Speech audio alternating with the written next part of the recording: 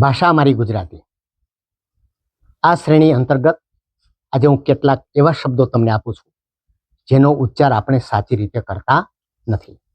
પહેલો શબ્દ છે કૃષ્ણ અને કૃષ્ણ. તમે જ્યારે શ્રી કૃષ્ણના અર્થમાં બોલો છો, કહો છો, ત્યારે કૃષ્ણ શબ્દ વાપરવો જોઈએ, કૃષ્ણા નહીં. અંગ્રેજી ભાષા વાપરવાની ધૂનને કારણે આપણે આવા શબ્દો બોલીએ છીએ, કૃષ્ણા. કેટલાક તો એમનું નામ કૃષ્ણા રાખે છે. કૃષ્ણનો કોઈ અર્થ જ નથી થતો અને કૃષ્ણનો અર્થ પણ બદલાઈ જાય છે. કૃષ્ણા એટલે શ્યામા અથવા તો દ્રૌપદી. એવો બીજો શબ્દ છે શિવ અને શિવા. શિવ એટલે મહાદેવ, તો કેટલાક એમ બોલે છે લોર્ડ શિવા. હવે જ્યારે શિવા બોલે છે તો એનો અર્થ શું થઈ જાય? એ પાર્વતી એવો અર્થ થઈ જાય છે. એવી રીતે એક શબ્દ છે રામ અને રામા. રામ એટલે શું?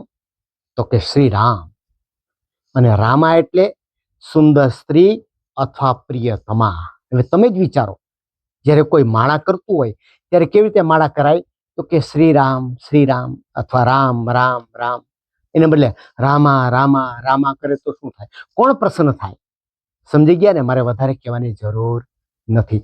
એવા જ શબ્દ જુઓ, યોગ અને યોગા. અત્યારે એક ફેશન શરૂ થઈ ગઈ બોલવાની કે અમારે તો રોજ યોગા તો કરવા જ જોઈએ. હો, યોગા શું કામ બોલો છો? યોગ બોલો, કર્મા નહીં કર્મ, શ્લોકા નહીં શ્લોક. તો અહીંયા જે વાત કરી છે એ શબ્દોને હવે તમે સાચી રીતે ઉચ્ચાર કરશો એવો મને વિશ્વાસ છે.